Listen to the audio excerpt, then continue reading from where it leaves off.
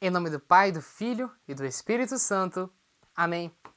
Olá, meu caríssimo irmão e irmã.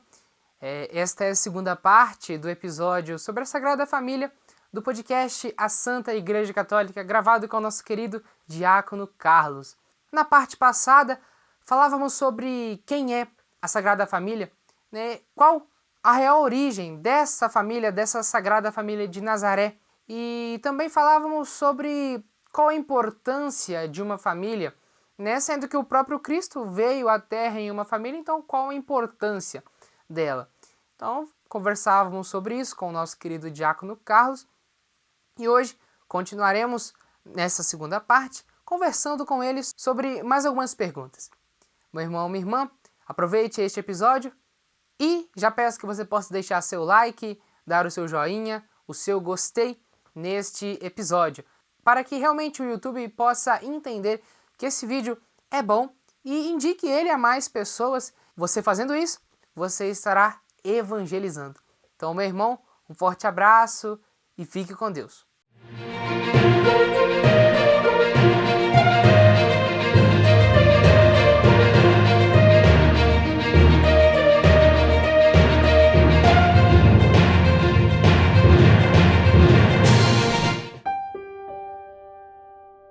Então, sendo que a Sagrada Família é exemplo, né, como já dizia Padre Zezinho em uma de suas orações, eu nem falo canção, porque o Padre Zezinho escrevia orações mesmo, né? E se as mães fossem Maria, e se os pais fossem José, e se a gente parecesse com Jesus de Nazaré.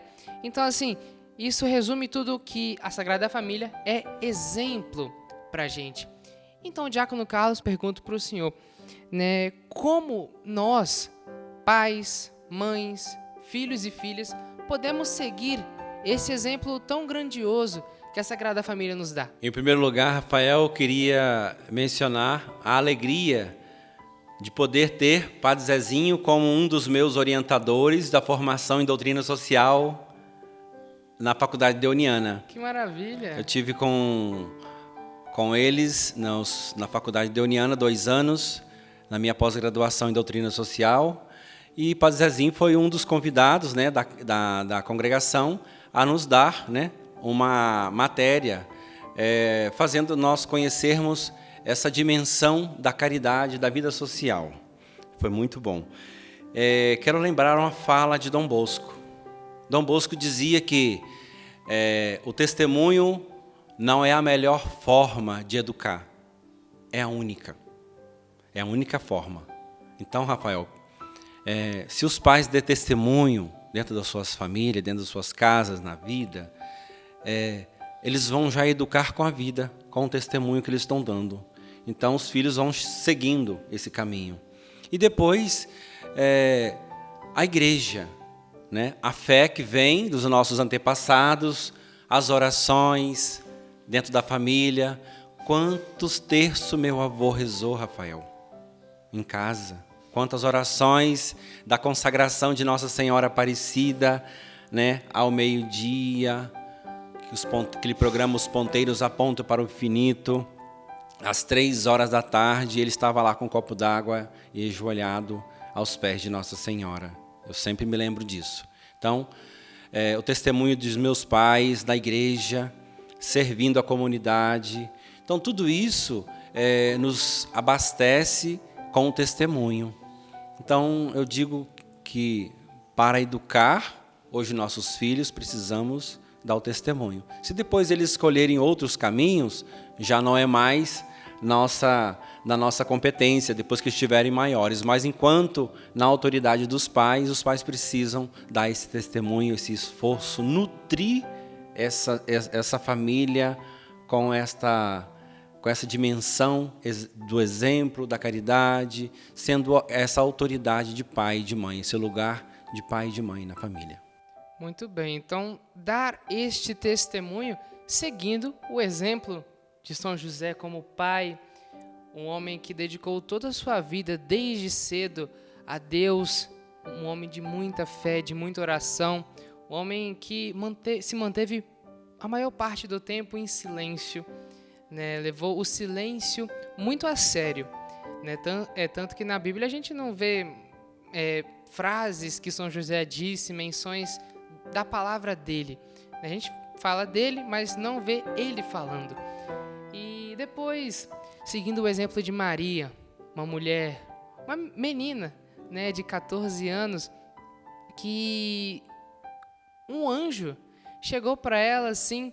Imagina só, um anjo chega assim do nada e ela, uma jovem de 14 anos simplesmente, que acreditou que através daquele anjo era o próprio Deus que estava falando com ela, através daquele anjo Gabriel, né? Deus estava falando com ela e ela realmente também se entregou a Deus, entregou toda a sua vida a Ele, né? Entregou o seu ventre ao Espírito Santo para que ela pudesse ser a mãe do Salvador, né? E ela aceitou mesmo, se entregou a Deus. E tendo o exemplo de Jesus como filho, que Jesus, eu não preciso falar de nada de Jesus, porque Jesus Cristo é perfeito, sem erro, sem mancha, sem pecado. Então, que seguindo o exemplo da Sagrada Família, nós damos o exemplo aos nossos filhos e também aos nossos irmãos, aos nossos amigos, a toda a comunidade que a gente tem o contato. Tenho certeza que todo mundo seria mais feliz. Meu irmão, minha irmã, agora você vai ver uma propaganda dos nossos patrocinadores que ajudam a manter este podcast.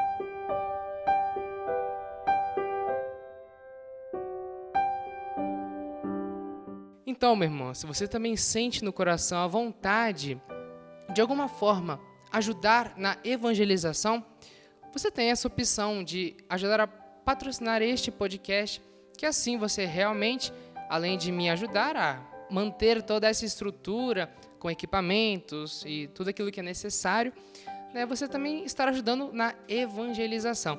Então, meu irmão, pense direitinho e entre em contato com a gente.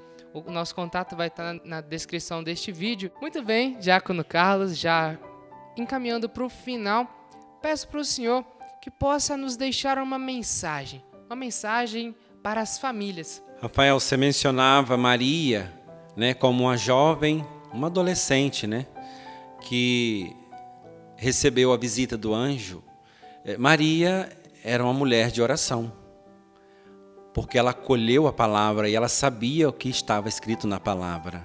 A mensagem que estava na palavra, ela guardava no seu coração. Tanto que depois da saudação do anjo, ela cantou o cântico de Ana. Então, ela tinha conhecimento da fé, ela se apropriou da fé, ela se imbuiu desse Deus. Deus o elegeu como mãe do céu e da igreja e do Filho dele, que é o próprio Cristo. Então, essa mensagem que eu quero deixar é nessa pequena comunidade chamada família, que enfrentamos os desafios de viver um amor mais amplo. Por que amplo? Porque ali tem o desafio da renúncia, né? Que nós vamos vivendo uma alegria de servir um ao outro. E diz o Papa Francisco, Rafael, É nesse lugar que experimentamos o verdadeiro amor de Deus, de ser pai, de ser mãe, de ser filho, de ser filha, sentir o amor de pai e mãe, sentir o amor de irmãos, sentir o amor da pequena igreja, onde se perdoa, onde se alegra, onde a família ri, brinca, descontrai, né? Também se chora ali. Vive suas necessidades, passa por todas as dificuldades de uma família e segue em frente. Uma verdadeira igreja doméstica sem deixar ninguém para trás, né? Os pais nunca deixam os filhos para trás, né? É como o bom pastor, né? Espera um tempo para que todos caminhem juntos. Se um adoece, todos adoecem. Se um ri, todos riem. Então, é o lugar da esperança, é o lugar da vida. É neste lugar que nós vamos mudar o mundo, né?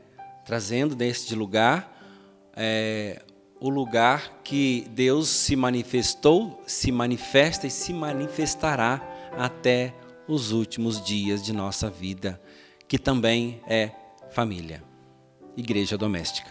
Com certeza. E é nessa igreja doméstica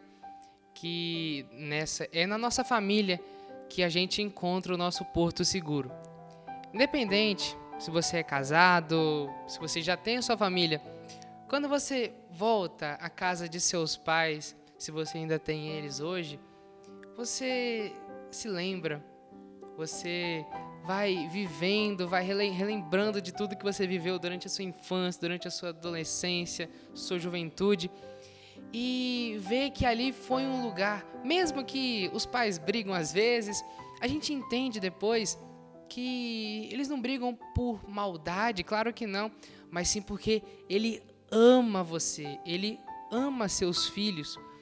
E então, assim, mesmo quando seus pais acabam falando alguma coisa para você, talvez brigando com você, entenda que isso não é para o seu mal, e sim para o seu bem.